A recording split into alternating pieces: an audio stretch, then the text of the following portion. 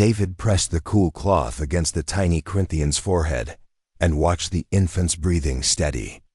The little one had been fussing for 20 minutes, which meant its parent had been pacing outside the medical room for just as long. Through the transparent door, David could see the massive warrior shifting weight from one clawed foot to the other, arms crossed tight against a chest that could probably deflect plasma fire. "You can come in," David called out. Carefully cradling the now calm infant against his shoulder, the door slid open and the Corinthian parent rushed in, then stopped abruptly, as if remembering to move slowly around the human. David had seen this dance 1,000 times. These beings conquered star systems, commanded fleets that made planets surrender without a single shot fired. Yet here in this small room, they moved like scared children themselves. "Is my offspring well?" The translator rendered the Corinthian's rumbling voice into something David could understand. "Just a little gas bubble. Nothing serious." David handed over the infant, watching those massive clawed hands become impossibly gentle as they received the small bundle. "You're doing great." First-time parents always worry. The Corinthian's eyes, all 4 of them, blinked in sequence. "My battle commander said I was foolish to bring my offspring to a human.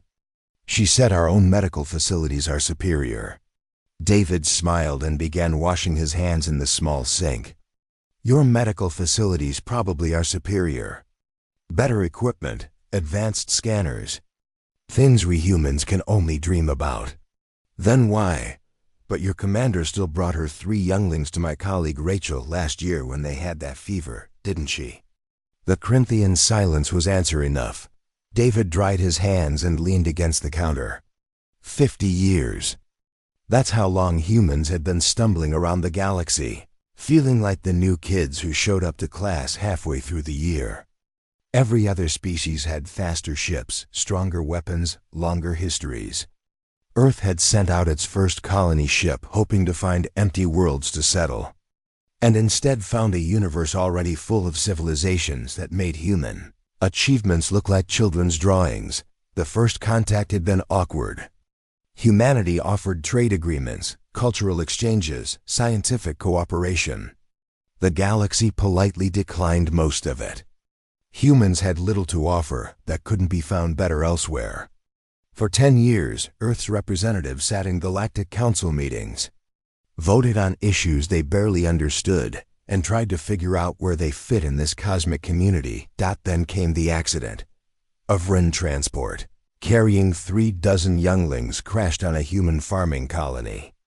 The colonists pulled the survivors from the wreckage and did what humans do, what they'd always done since the dawn of their species. They fed the scared children, bandaged their wounds, sang them songs in languages the children couldn't understand, but somehow found comforting anyway. The Vryn rescue fleet arrived 3 days later, expecting to find traumatized younglings. Instead, they found children playing games with human kids, sleeping peacefully in human homes, crying when they had to leave their new caretakers. Word spread fast. Within a year, human colonies reported strange requests. Could a human check on a Draven egg? Would someone mind watching a Talix pup for a few hours? Did anyone know how to soothe a Raxian hatchling? The requests came from species that wouldn't trust each other with military secrets, yet somehow trusted these weak, short-lived humans with their most precious possessions. David remembered his own confusion when the recruitment offers flooded in. He'd been a pediatric nurse on Earth, good at his job, but nothing special. Suddenly, alien governments offered him salaries that could buy a small moon. All he had to do was what he'd always done: take care of children. "I don't understand you humans," the Corinthian said, breaking David's thoughts. "You have no great weapons. Your ships are slow. Your worlds are few. Yet the Galactic Council stationed permanent guards around your home planet. Not to protect you from us, but to protect you for us." David had heard this observation before, phrased differently by different species, but always circling the same confusion. He walked to the room's window and looked out at the stars beyond the station. You want to know the secret? David turned back to the Corinthian. There isn't one. We're not special. We just come from a world that tried really hard to kill us for a few million years. Earth is classified as a death world, yes. But so are 14 other homeworlds in the Council. Maybe, but I think Earth was special in how it tried to kill us. It didn't make us stronger or give us armor or venom. It made us fragile, actually. Soft skin, weak bodies, no natural weapons. We should have died out. The Corinthian shifted the infant to its other arm, listening. But we survived because we took care of each other. A human alone dies fast on Earth. A human in a group, watching each other's backs, protecting the weak and the young. That human has a chance. We evolved to see a baby, any baby, and feel this pull to protect it. Doesn't matter if it's ours or not. Doesn't matter if it's even our species. The instinct just kicks in. Instinct, the Corinthian repeated slowly. Your people trust humans with your young because you recognize something in us. We can't help ourselves. Show us something small and helpless, and we'll die before we let it come to harm. David smiled sadly. It's not noble or special. It's just how we're built. The Corinthian looked down at its sleeping infant, then back at David. Perhaps that is the most special thing of all. After the Corinthian left, David sat alone in the quiet medical room. Outside the window, a human transport ship docked at the station. It carried 20 new caretakers, fresh from Earth, ready to scatter across the galaxy. Each one probably thought they were just taking a job. None of them understood, yet that they'd become something else entirely. They'd become the reason the galaxy's monsters slept peacefully at night. The first explosion shook the children's wings so hard that Rachel's coffee mug fell off the desk and shattered on the floor. Red emergency lights flooded the corridor as alarm klaxons wailed their warnings into every corner of the station. Rachel's training kicked in before her mind fully processed what was happening. She slapped the emergency lockdown button, and the reinforced doors at both ends of the hallway began sliding shut. Everyone stay calm, Rachel called out, keeping her voice steady even as her heart hammered against her ribs. We've practiced this. Except they hadn't practiced this. Not really. The drills always assumed they'd have time, that there'd be warnings, that the adult aliens would calmly deliver their offspring to the human quarters and take defensive positions. Reality was messy, eh? The doors burst open and aliens poured through like a flood breaking through a dam. A Talix parent galloped on 6 legs, clutching 2 pups against its chest. Right behind came a Draven, its wings folded tight, carrying an egg that pulsed with soft light. More followed, species Rachel recognized and some she didn't. All converging on the human section with single-minded purpose. We're under attack, a Raxian parent hissed, its translator struggling to keep up with its rapid speech. Pirates. They've breached the lower decks. Rachel's hands moved on autopilot, taking younglings as parents thrust them forward. How many hostiles? Unknown. Doesn't matter. Keep our young safe. Within minutes, Rachel found herself in the reinforced safe room with 32 alien children from 12 different species. The youngest was a Corinthian infant barely 3 days old. The oldest was a teenage Scalith who kept trying to position itself between Rachel and the door. Its natural protective instincts already showing despite its youth. Through the thick, transparent wall, Rachel watched the parents take positions outside. They didn't organize by species or follow any obvious military formation. They simply formed a living barrier between the safe room door and anything that might come down that corridor. A Vryn stood shoulder to shoulder with a Talix, species that had fought border wars for centuries. None of that mattered now. Rachel's fellow caretaker Ben arrived through the secondary entrance, herding 3 more younglings ahead of him. His shirt was torn and blood ran from a cut above his eye. Ben, you're hurt. Ran into a blast door. I'm fine. He locked the secondary entrance behind him and leaned against it, breathing hard. "They're saying it's the Corvin Raiders." Rachel's blood went cold. The Corvin Raiders weren't just pirates. They were extremists who believed the strong had the right to take what they wanted from the weak. They'd been hitting outer colonies for months, always disappearing before military forces arrived. Do the parents know? Yeah. Ben slid down to sit on the floor, and immediately 2 Draven hatchlings crawled into his lap. He stroked their feathered heads absently. That's why they're so determined. 3 of the raiders out there are Corvin themselves. Rachel processed that information.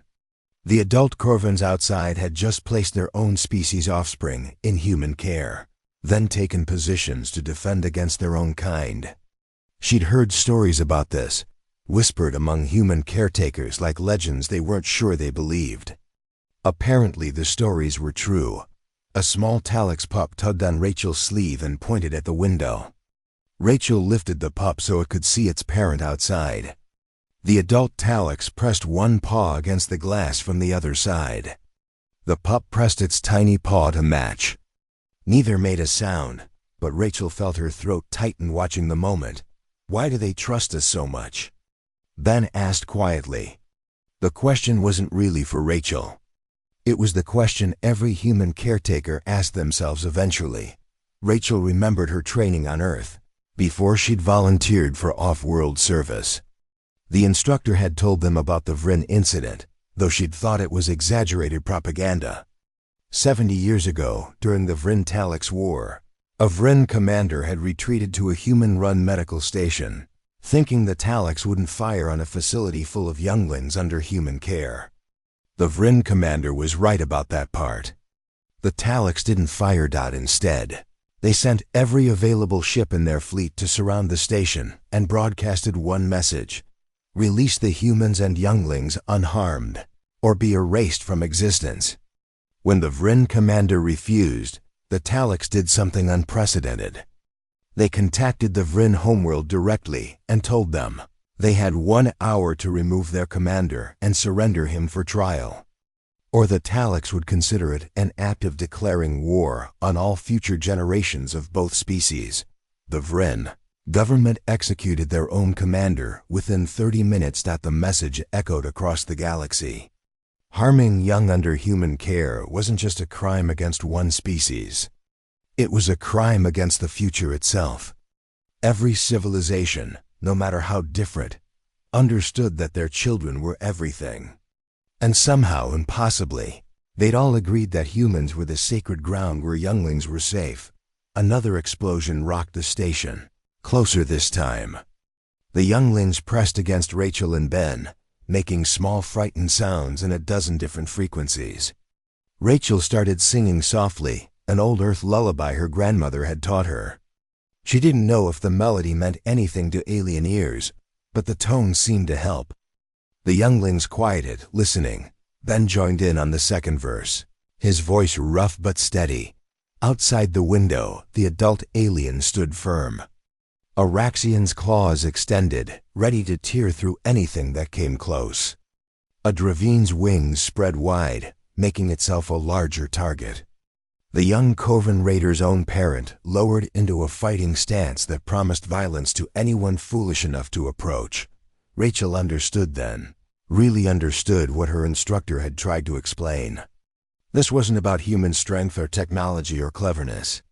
This was about something older and deeper. Every species in the galaxy had evolved different ways to survive, but they'd all evolved the same desperate need to ensure their children lived to see tomorrow. Humans were just the only ones who extended that need to everyone's children without thinking twice about it. The singing helped. Rachel stayed calm as explosions echoed through the station. 32 younglings, 12 species, and 2 humans in a reinforced room. Outside, their parents prepared to die if necessary. Inside, the children slowly fell asleep to human lullabies. Shrill's investigation equipment covered half the conference table, screens displaying data from 73 different interviews. As a Galactic Council investigator for 40 years, Trill had seen countless incident reports. None quite like this one. The pirates had been captured, the station was secure, and every single youngling had survived without injury. That wasn't the mystery. The mystery was why it kept happening this way. "Tell me about the human Sam," Trill said to the Raxian admiral sitting across from her. "Admiral." Cress's scales rippled in a pattern Trill recognized as discomfort. "What specifically do you wish to know?" "Your species are born with combat instincts. Raxian hatchlings attack anything that moves, including their own siblings and parents. Your solution has always been isolation chambers with remote feeding systems until the younglings reach cognitive maturity at age 1. Correct. Yet you brought your daughter to a human caretaker. Sam, I believe. And your daughter never entered an isolation chamber. She was handled directly from day 1. The Admiral's scales shifted again. "I don't expect you to understand. Help me understand." Admiral Cress stood and walked to the window overlooking the station's central hub. "My daughter hatched on a human colony world. There was a malfunction in the isolation chamber systems. All of them facility-wide. We had 43 hatchlings and nowhere to safely contain them. The human administrator, this Sam person, walked into the hatching bay and asked to try something." Trill made notes on her datapad. "What did Sam try?" "He sat on the floor and started making sounds. Humming, I think humans call it. Soft rhythmic sounds. My daughter hatched, saw him, and instead of attacking, she crawled into his lap. Just curled up and went to sleep. That's impossible. I watched it happen. All 43 hatchlings, same result. Sam stayed with them for 6 hours, just sitting there, humming and stroking their scales. Not one incident of aggression." Trill pulled up another file. "I have similar reports from 11 other species. The Draven scientist I interviewed yesterday claims her people spent 30 years studying human caretaker methods, trying to understand the mechanism. Did they find it? No, because there is no mechanism. Humans simply do it." Trill scrolled through more data. "They adjust their behavior for each species instinctively. Watch a human with a Talix pup and they move in slow sweeping motions because sudden movements startle them. Put the same human with a Corinthian infant and they use quick pattering sounds because those feel comforting to that species. They don't study this. They don't learn it. They just know." Admiral Cress returned to her seat. "My daughter is 7 now. She's never shown abnormal aggression. She plays with other younglings, including non-Raxian species. The combat instincts are still there, but she has control over them that usually takes Raxians decades to develop. Do you know why? Sam told me something once. He said humans evolved on a world where cooperation was survival. A human baby is completely helpless for years. It can't run, can't fight, can't feed itself. The only way human children survived was if the adults cared for them beyond all reason. He said humans developed what he called overactive nurturing instincts, because any human without those instincts didn't pass on their genes. Trill considered this. So humans are evolutionarily programmed to care for helpless creatures. More than that, they're programmed to see threats that adults miss, to hear distress in frequencies we don't register, to sense when something is wrong before instruments detect it. Sam knew my daughter was getting sick 2 days before our medical scanner showed anything. He just said she felt too warm and her breathing seemed off. Turned out she had an infection that would have killed her if we'd waited for symptoms. The files kept telling the same story in different variations. A Draven parent described how a human named Lisa had somehow known which of 3 identical eggs was developing too slowly and needed special treatment. A Talix parent explained how a human called James had prevented a dominance fight between pups by simply standing between them and radiating calm until the aggression faded. Trill pulled up footage from the recent pirate attack. She watched human caretakers Rachel and Ben in the safe room. surrounded by younglings from species that usually couldn't stand to be in the same space. The humans moved between them like water, giving each one exactly what it needed. A touch here, a soft word there, repositioning a youngling that was getting stressed. All without conscious thought. This isn't about trust in human strength, Trill said. More to herself than to the Admiral.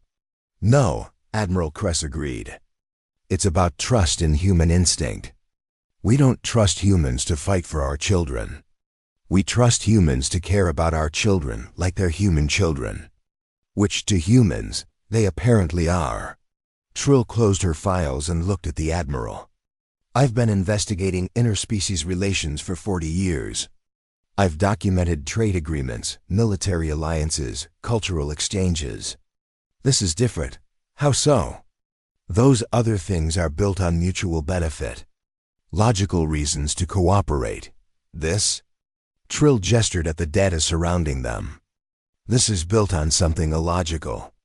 Humans risk their lives for younglings that aren't their species, will never benefit them. Might even grow up to be enemies of Earth. They do it anyway. Admiral Kress's scales settled into a pattern Trill had learned meant respect. My daughter calls Sam her second parent. In Raxian culture, that's a sacred bond. Sam has no legal rights, no biological connection, gets no benefit from this relationship.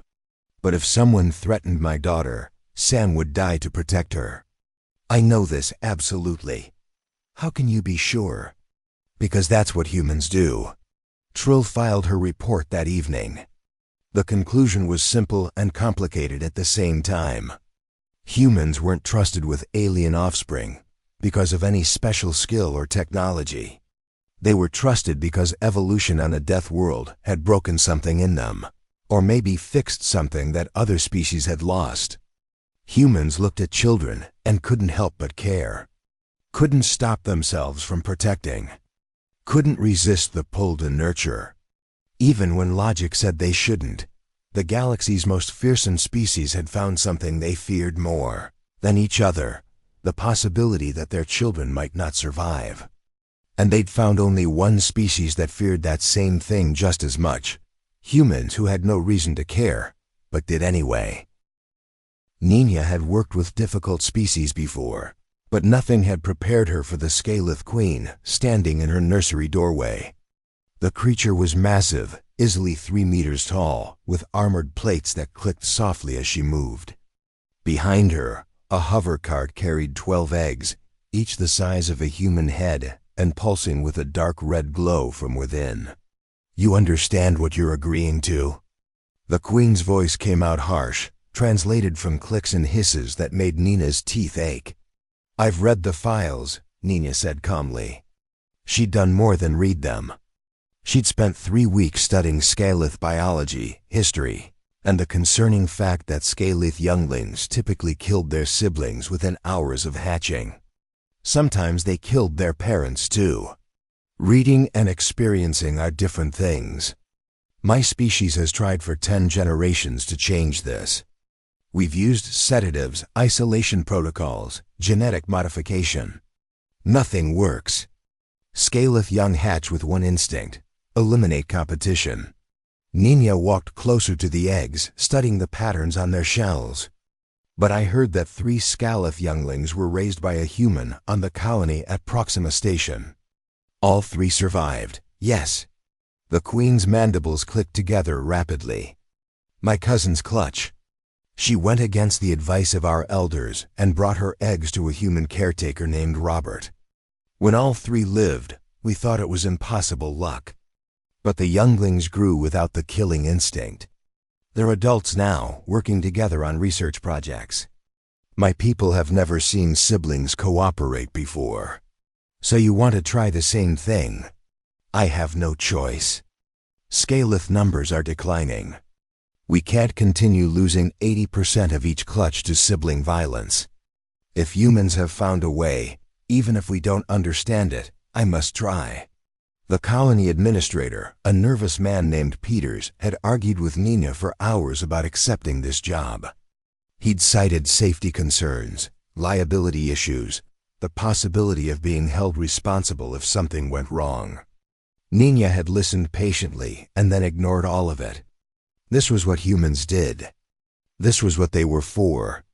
I'll need the nursery sealed to visitors. No interruptions during the hatching period. Agreed. And I need you to trust me completely, even if what I do seems wrong or dangerous.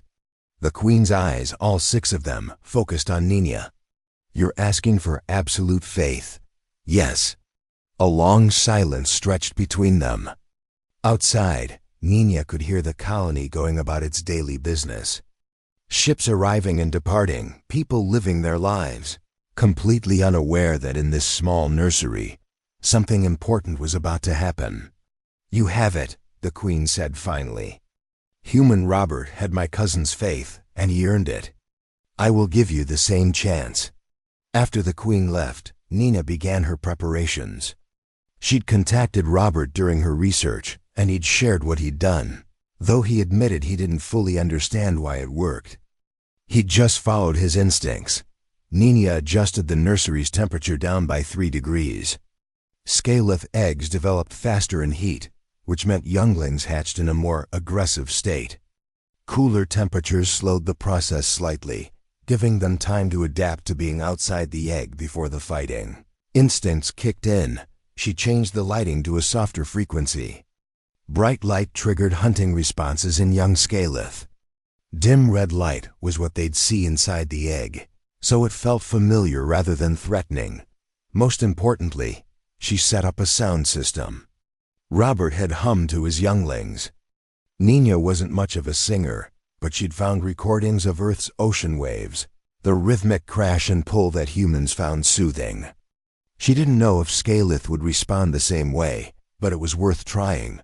The eggs were due to hatch in 6 days. Nina didn't leave the nursery except to sleep, and even then she kept monitors running. She talked to the eggs, letting them get used to her voice. She placed her hands on their warm shells, letting them feel her presence. Robert had told her that Scaleth could sense vibrations through their eggs. If they got used to human vibrations before hatching, maybe they'd recognize humans as safe. On the 5th day, the first egg cracked. Nina was there immediately, watching as a small claw punched through the shell. The sound system played its ocean recordings. Nina kept her breathing slow and steady, knowing the youngling could feel the vibrations through the floor. The first Scaleth youngster emerged, covered in sticky fluid, its tiny plate still soft. It looked around with cloudy eyes that would clear in minutes. This was the moment. In normal Scaleth hatching chambers, this first child would immediately search for siblings to eliminate. Nina reached out and picked up the youngster. It was the size of a house cat, all sharp edges and instinctive violence. She felt its muscles tense, preparing to strike. She hummed softly and stroked the soft plates along its back. The youngster went still. Its cloudy eyes focused on her face. Then, instead of attacking, it made a sound Nina had never heard in any of the research files. A soft chirp, almost questioning. "That's right," Nina whispered. "You're safe. I've got you." 2 hours later, the second egg cracked. Nina was still holding the first youngster, who had fallen asleep against her chest. The second one emerged and Nina repeated the process. "Pick up immediately, hum softly. Gentle touches on the plates. It worked again. By the end of the day, 6 younglings had hatched." Nina sat on the floor of the nursery, covered in egg fluid and exhausted, with all 6 Scaleth children piled in her lap like puppies. They should have been trying to kill each other. Instead, they were chirping softly and competing for the warmest spot against her. The remaining eggs hatched over the next 2 days. 12 younglings total, and not one incident of aggression. They played together, slept in a pile, and followed Nina around the nursery like imprinted ducklings. When the Queen returned a week later, she stood frozen in the doorway. Her 12 children were playing together, actually playing, chasing each other in circles while making happy clicking sounds. "How?" The Queen's voice was barely a whisper. Nina shifted her weight as a youngster climbed up her leg to perch on her shoulder. I don't really know. Robert said he just treated them like they were human babies. So that's what I did. But the killing instinct, maybe it's not really an instinct to kill. Maybe it's an instinct to survive, and they're just used to surviving alone. You showed them they could survive together instead. The Queen's mandibles trembled. You don't understand what you've done. You've given my species a future. Nina looked at the 12 younglings, already forming bonds that should have been impossible. I just gave them what every child needs. Someone to tell them they're safe. Oliver's test results had been clear. Exceptional spatial reasoning, advanced problem-solving skills, and an aptitude for engineering that put him in the top 5% of applicants to the Starship Engineering Academy. He'd dreamed about designing faster-than-light drives since he was 8 years old. The rejection letter had been polite but firm. His secondary scores were even higher: emotional intelligence, pattern recognition in biological systems, and something the test called nurturing instinct response. He'd been assigned to the child care service instead. That was 3 years ago. Now Oliver stood in the central playroom of Capital Station, watching a Draven hatchling try to build a tower from blocks while a Talix pup kept knocking it down. This was his life. Not designing ships that crossed the galaxy, but stopping fights over toys. You're brooding again. Sarah, his shift partner, handed him a cup of something that smelled like coffee but definitely wasn't. I can see it on your face. I'm not brooding. You. Get this look like someone stole your favorite wrench and replaced it with a diaper. Oliver took the not coffee and drank it anyway. Did you know that the new colony ship designs are using quantum field generators that can cut travel time by 40%? I could have worked on those. Instead, you're here, making sure that Draven doesn't eat the blocks again. Oliver moved quickly, scooping up the hatchling just as it was about to swallow a red cube. The hatchling squawked in protest but didn't fight him. They never did. See? Sarah said. Natural talent. I don't want natural talent at this. I want to build things that matter.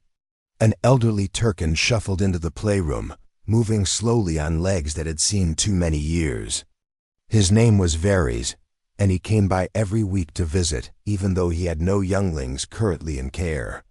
Oliver had asked him once why he bothered. Varys had just smiled and said he liked watching the children play. Oliver looks unhappy today, Varys observed, settling into his usual chair by the window.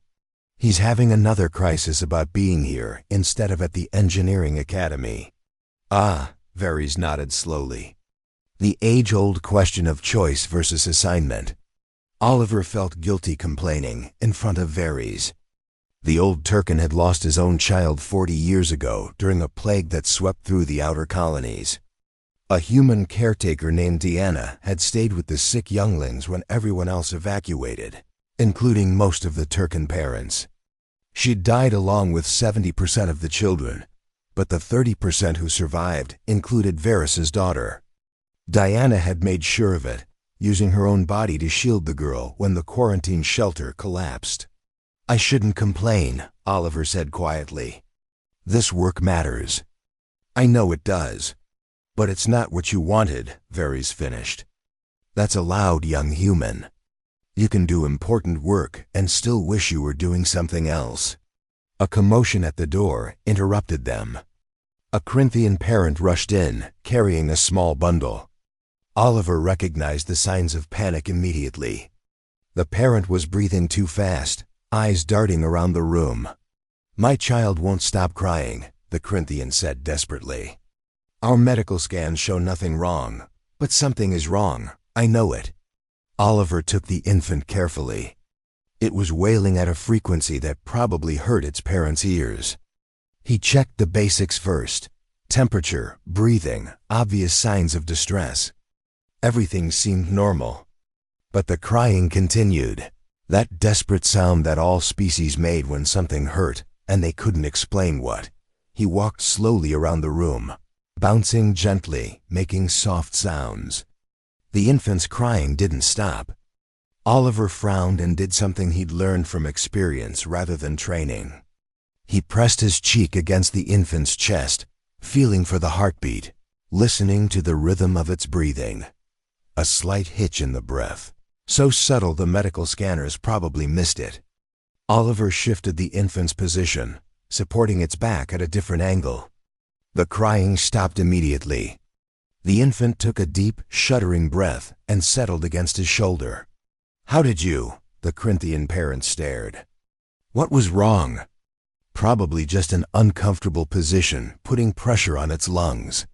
Nothing serious, but annoying if you can't shift yourself yet. Sarah appeared at his elbow with a datapad. The medical scans really did show nothing. "How did you know?" Oliver handed the now sleeping infant back to its parent. "I didn't know. I just tried things until something worked." After the grateful parent left, Varys spoke up from his chair. "Do you know what you just did, Oliver? Stopped a baby from crying. It's my job. You solved a problem that advanced medical technology couldn't detect. You did it with instinct and patience and attention that the rest of us don't possess." Varys stood slowly and walked over to where Oliver stood. "Let me tell you what you don't understand about your work here." Oliver waited, expecting another lecture about how important childcare was to galactic society. "You think you're not building anything that matters," Varys said. "But you're wrong.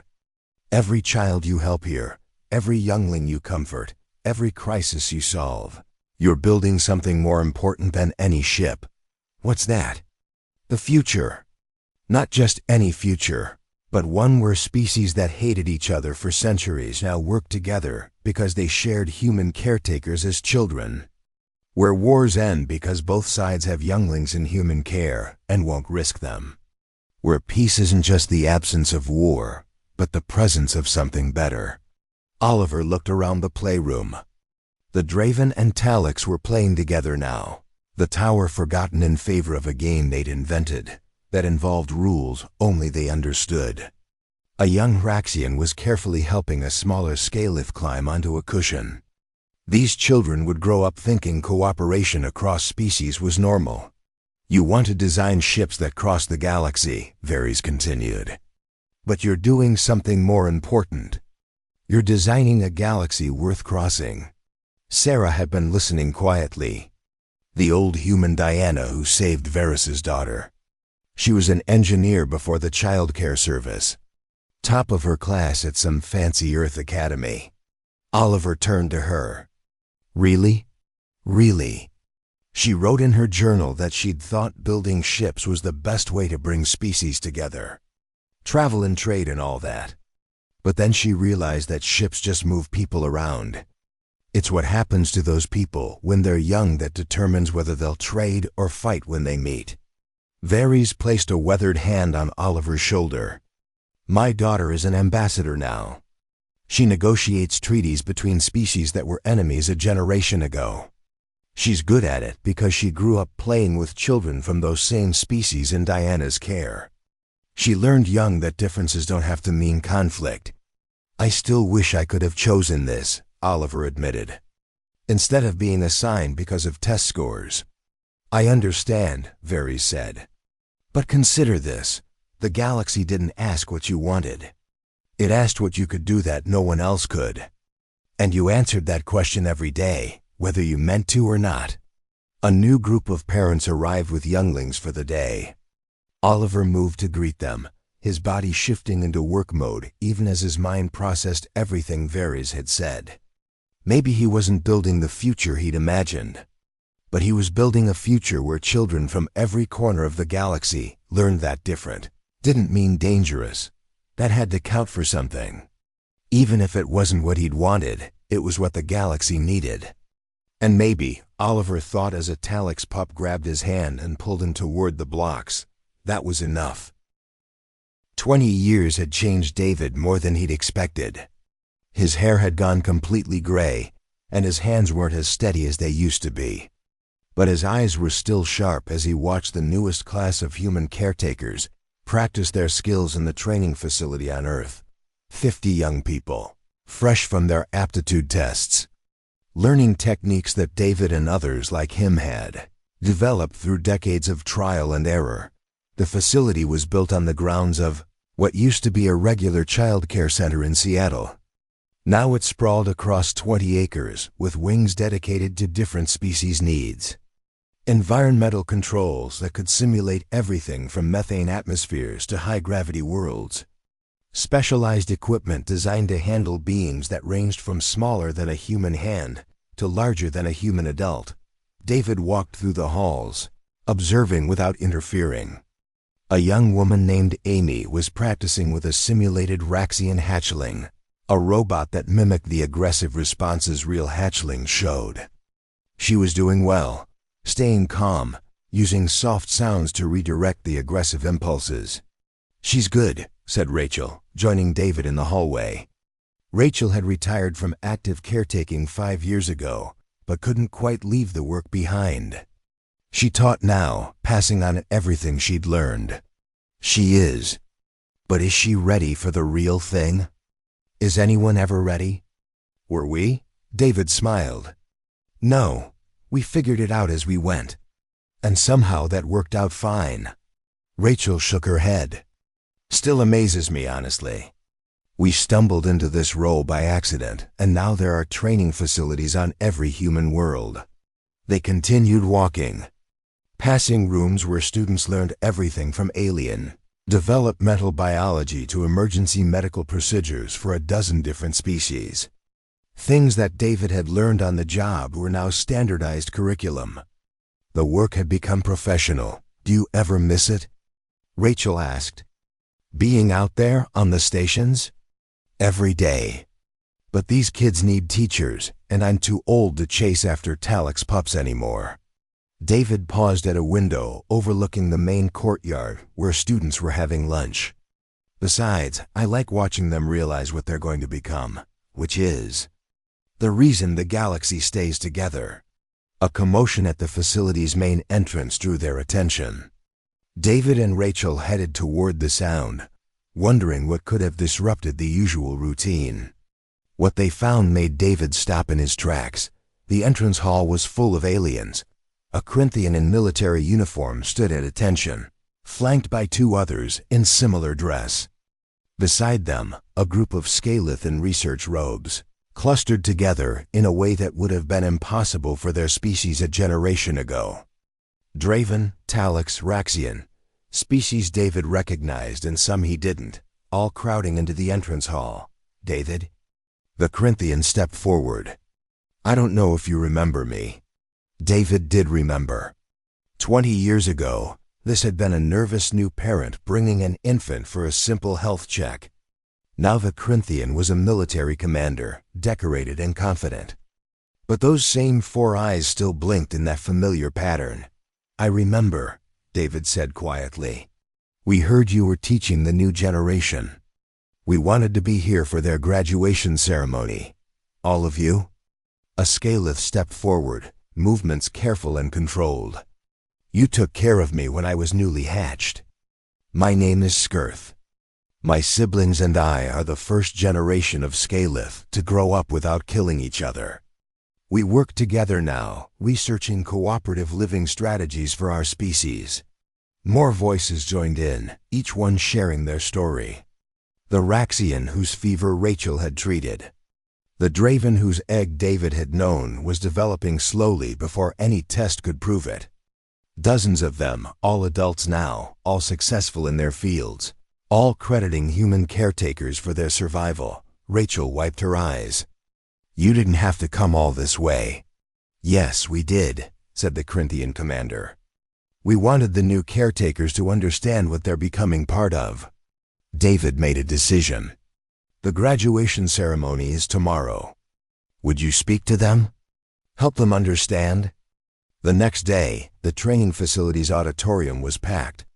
50 graduating caretakers sat in the front rows, nervous and excited about their upcoming assignments to stations across the galaxy. Behind them sat their families, proud and worried in equal measure.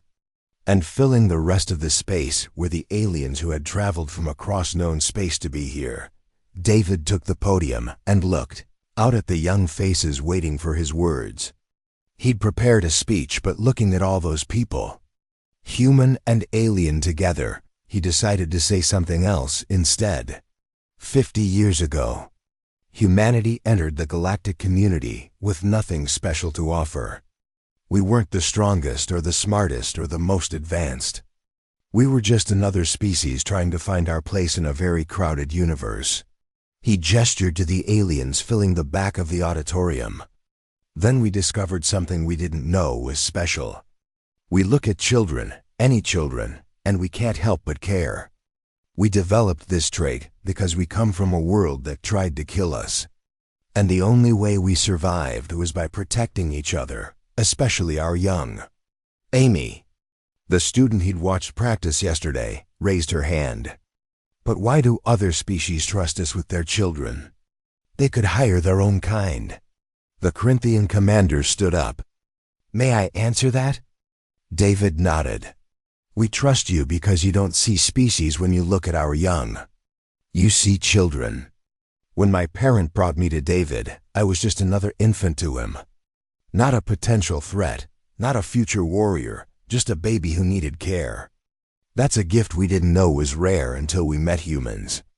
Skirth added, my species has spent 100 generations trying to stop our children from killing each other. A human caretaker named Nina solved it in 1 generation by treating us like we deserve to live. All of us, not just the strongest. More testimonials followed, each one painting a picture of what these graduates were stepping into. They weren't just taking jobs. They were becoming the glue that held the galaxy together. The safe ground where species that couldn't trust each other could at least agree their children were sacred. When the ceremony ended and the graduates lined up to receive their assignments, David watched them with mixed emotions. Some would go to safe, established stations. Others would pioneer new facilities on frontier worlds. A few would take on special cases, species that humans had never cared for before. Each one would carry forward what David and his generation had started accidentally. The understanding that caring for vulnerable things wasn't weakness, but the strongest force in the galaxy. That protecting someone else's child was just as important as protecting your own. That the future wasn't built by the powerful, but by the people who made sure the next generation survived to see it. Rachel stood beside him as the ceremony ended and families mingled, with graduates and aliens. We did something good, didn't we? We did what humans do, David said. We saw something small and helpless and decided it mattered. The galaxy just happened to notice. A young Talix, barely 3 years old, broke away from its parent and ran toward David. He caught the pup easily, lifting it up as it made happy chirping sounds. The parent apologized, but David waved it off. Old habits didn't die, and this was one habit he never wanted to break. Across the room, the graduates were meeting the aliens who had come to honor them. Hands and claws and tentacles clasped together in greetings that crossed every boundary evolution had created.